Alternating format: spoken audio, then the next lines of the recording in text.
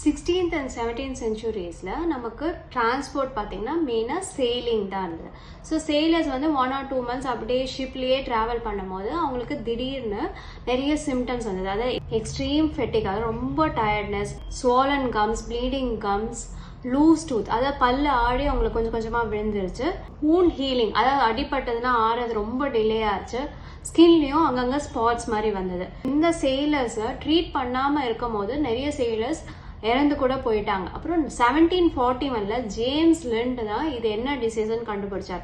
அதாவது vitamin C டெஃபிஷியன்சினால வர ஸ்கர்வினால தான் இந்த மாதிரி ப்ராப்ளம்ஸ் வருதுன்னு சொல்லிட்டு, ஸோ அதுலேருந்து அவங்க சேலர்ஸ்க்கு சிட்ரஸ் ஃப்ரூட்ஸ், அதாவது லெமன், ஆரஞ்சஸ், மேங்கோஸ், இந்த மாதிரி ஃப்ரூட்ஸ் சேலர்ஸை எடுத்துகிட்டு போக சொன்னார். ஸோ இந்த மாதிரி ஃப்ரூட்ஸ் ரெகுலராக டயட்டில் சேர்க்கும் போது தான் நமக்கு விட்டமின் சி டெஃபிஷியன்சி வராமல் இருக்கும். ஸோ விட்டமின் சி டெஃபிஷியன்சி பல்லு வீக் ஆகாமல் தடுக்கும். பல்லில் ப்ளீடிங் கம்ஸ் இருந்தாலும் நம்ம விட்டமின் சி எடுத்துக்கலாம்.